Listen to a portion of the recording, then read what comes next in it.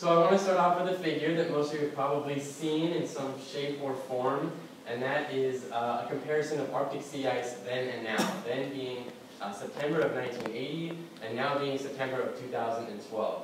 And it's clear from the figure, the purple outline shows the median ice edge, and the ice is basically disappearing, and it's disappearing pretty fast.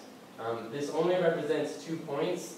However, the trend is pretty obvious. You can see we're losing sea ice, and it has a number of consequences, not only in terms of regional consequences, like loss of habitat for Arctic wildlife, but it also influences global weather patterns, and it has the most influence on the ice albedo feedback, and it causes polar amplification of climate change, which is what I've been working on the most.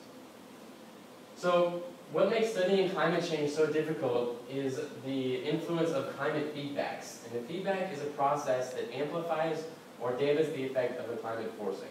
And the forcing we're talking about is the warming of the planet due to increased CO2 levels, carbon dioxide levels. So carbon dioxide is a greenhouse gas.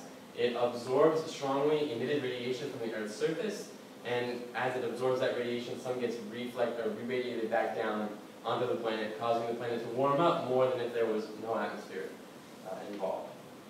So the main feedback that I work with is the ice albedo feedback.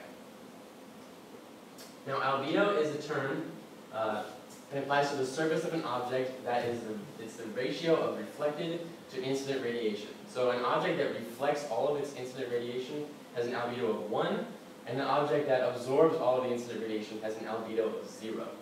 So the ice albedo feedback works because Arctic sea ice is one of the most bright and naturally reflecting surfaces on the whole planet. It has an albedo of about 0.8. And open ocean water is completely on the opposite end of the spectrum. It has an albedo of about 0.1. So as incoming solar radiation hits the ice, most of it is reflected back to space, causing a cooling effect essentially on the planet. And only a little bit is reflected or is absorbed by the ocean. However, as we warm the planet up and we melt more ice, less radiation is reflected back to space, more is absorbed, causing the planet to heat up just a little bit more, which causes more ice to melt, which causes more radiation to be absorbed. The planet heats up even further, and it creates a feedback effect that, if extended out all the way, means that our poor polar bear has to start swimming because there's no more ice left. So this is a big deal, and we really want to understand how this applies to Arctic climate. So my main focus is looking at melt ponds.